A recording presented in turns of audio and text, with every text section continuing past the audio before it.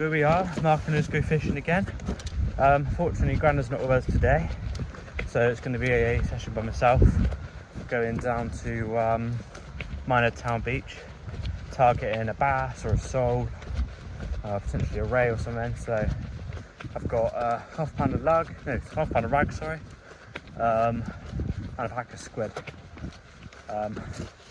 Speaking of Steve in the tackle shop, he guided saying basically that's all you really need.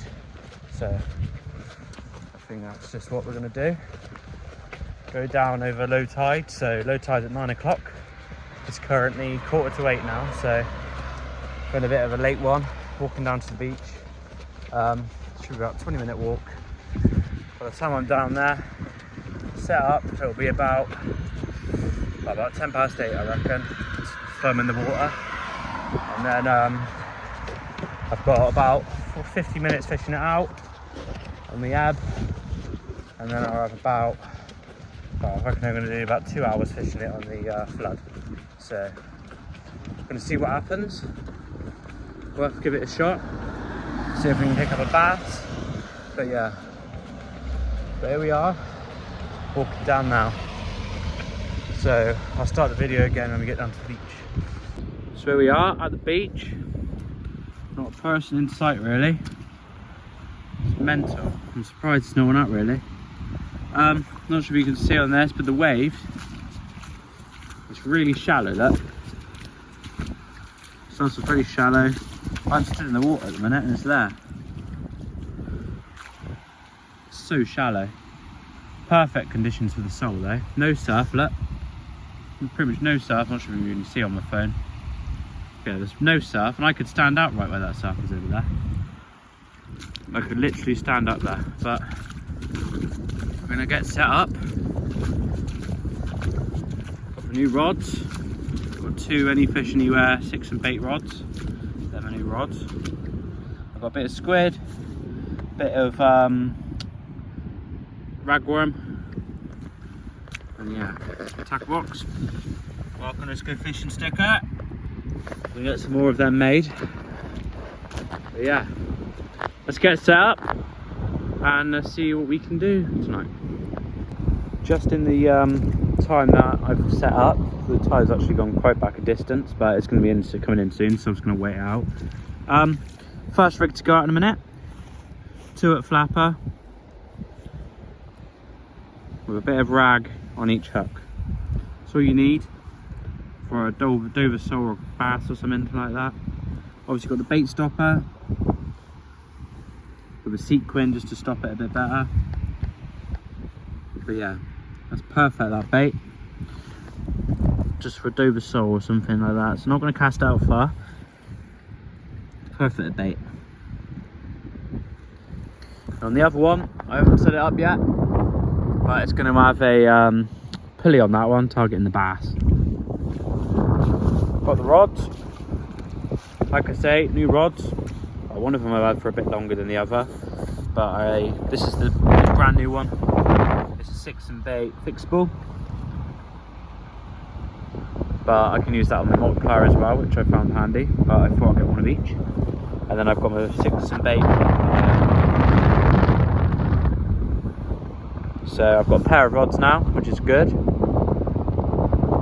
because it was a faff before having 2 different types of rods. Now I can actually, not in a way, not have a favourite rod, you know, because that's the last thing you want when you're fishing, prioritising the rod you like. But obviously you can see at the top I've only got reflection tape on one of them, because that's my older one. But yeah, that's what we're going to do. Wait for the tide for another 5 minutes for it to turn, and I'm going to chuck this one out. Not too far, close in. And I've just realised this is a 3-hook flapper, not a 2-hook flapper, so I need to bait up this one as well. I'll do that and then I'm going to cast out. I'll see you in a bit. Both rods are in the water. One with a flapper, one with a pulley rig. So the pulley rig will be targeting the rays, the congers and the bass, and the flapper will be targeting the sole and the bass. So we've got 2 rigs out targeting bass at the same time.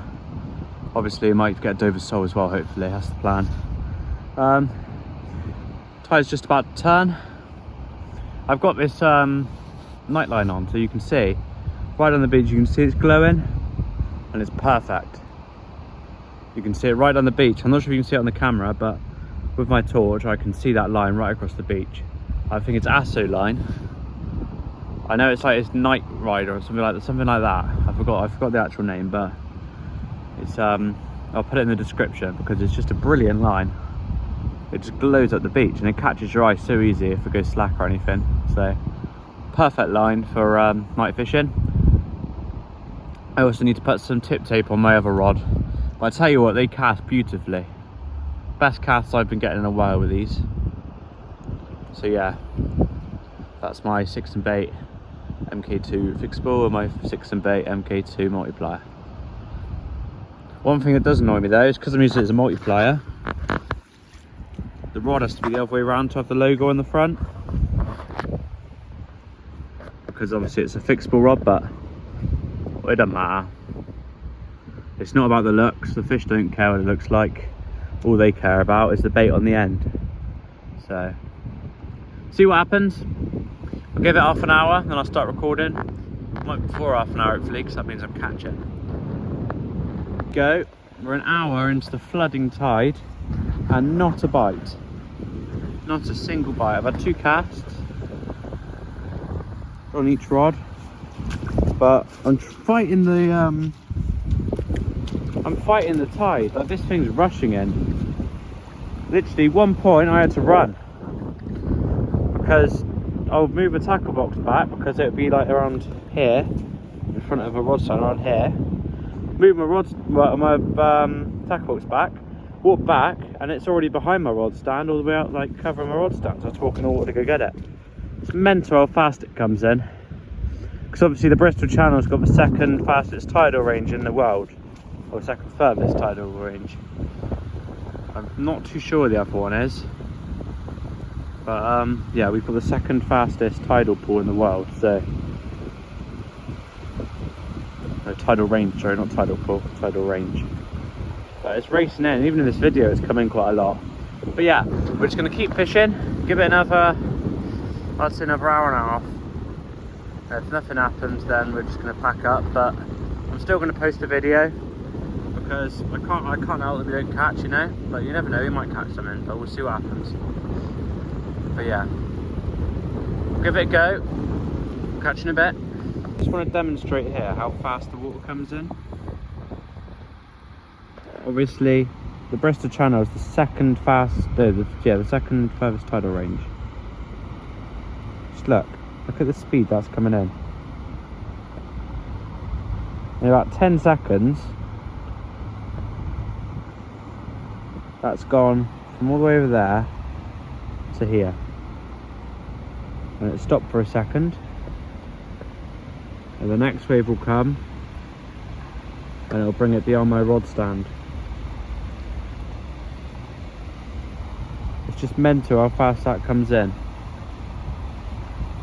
because I'm practically running at some points, because I moved my tackle box back obviously, and yeah, I'm chasing after trying to get my rod stand out of the water. Yeah, I just wanted to demonstrate and just show you people, especially the ones that aren't from the Bristol Channel, how far and fast the tide comes in. So you have to be so careful not to get caught off. I'm on quite a good beach here, so it's pretty much impossible for me to get caught off because of the shallow water. I can just walk straight through it. But you go round towards Watch It area, maybe even go down to golf links. Just go down there and you can get cut off so easy. It's like the water's already behind my rod stand now. Just look at the speed this is coming in. Look at that speed. My welly's already in water now. But yeah, it just shows how fast the water comes in and how dangerous it can be. But yeah, let's move back and keep trying. We're going to give it another hour, just see what happens. Sorry to keep going about the tidal range, but literally, end of that recording, I picked up my rod stand, walked back about 10 meters, picked up my tackle box, which is where my rod stand was, Moved that back about 10 meters there. Probably a bit more than that actually. Came back over and the water's already at my rod stand, so it's mental. But yeah, you've got to be very careful. But like I say, it's not too bad here because it's shallow water, I can walk through it. But further along the coast, it can be very dangerous when you go into the rocky ground and where the mud flats are, because you don't want to be stepping in one of them, because you'll sink straight into it and won't be able to get out. And the tide will obviously come over you, so you need to be very careful. Don't go out alone at those dangerous marks. That's why I haven't gone out, because I'm by myself today. That's why I haven't gone out to a dangerous mark. I've just got on Minehead Beach. But yeah, you've just got to be very careful.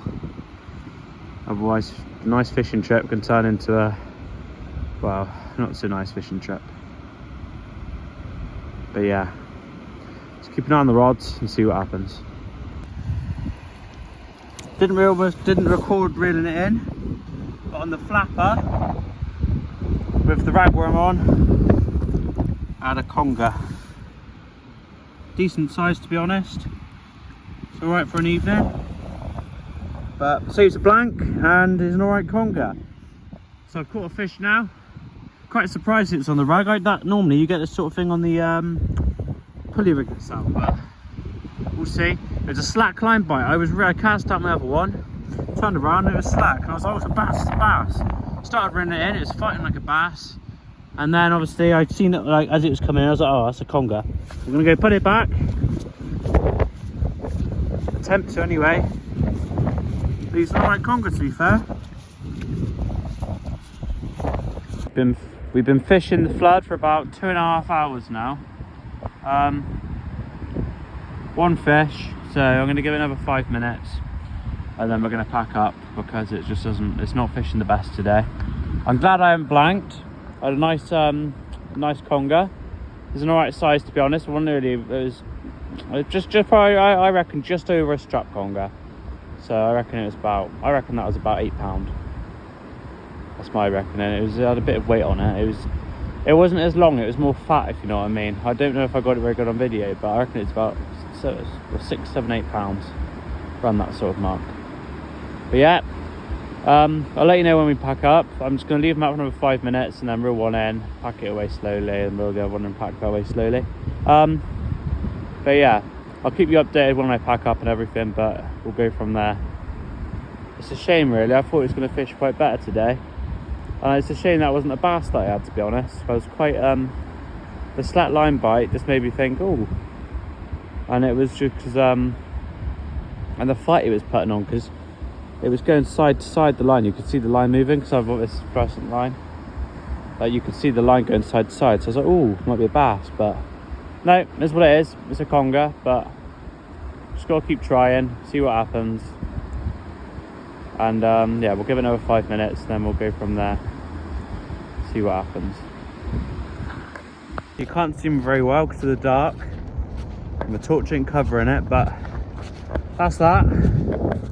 Currently walking along the beach back to the steps, and then I've got the 15-minute walk home. Quite tired now because obviously running after the rods and everything, but it was worth it. It was a nice few hours out, nice evening, and I had a fish, had a conger, alright sized conger, and on top of all of that, I haven't got to walk back as far because, well, the tide's pulled me back, and I don't walk out with the tide, so it's a bit easier. But yeah, anyway, I'm going to leave it at that. Thank you for watching, and I'll see you in 2 weeks' time. Cheers everyone.